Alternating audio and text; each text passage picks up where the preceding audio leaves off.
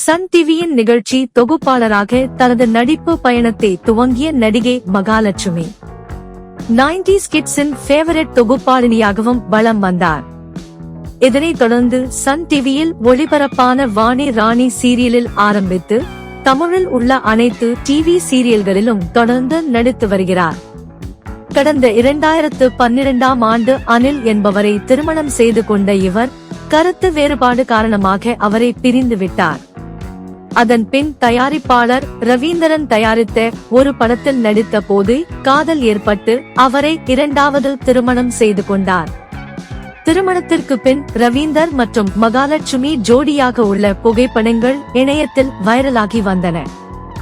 இந்த ஜோடி விரைவில் பிரிந்துவிடும் என்றும் நடிகை மகாலட்சுமி பணத்திற்காக தான் ரவீந்தரை திருமணம் செய்துள்ளார் என பலரும் விமர்சித்து வந்தனர்.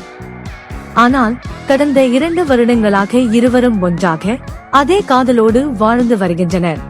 இந்நிலையில் நடிகை மகாலட்சுமி தனது 34வது பிறந்த நாளை சமீபத்தில் கொண்டாடியுள்ளார்.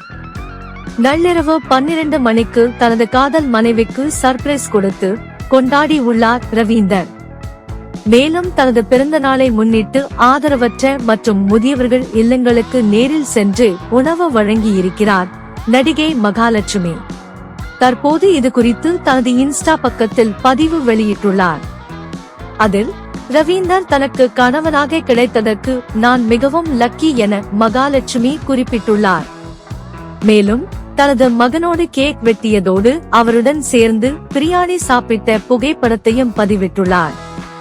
இறுதியாக இந்த பிறந்த நாளன்று உடல் உறுப்பு தானம் செய்திருப்பதாக அறிவித்துள்ளார். அவரின் இந்த செயலுக்கு பாராட்டுக்கள் குவிந்து வருகின்றன.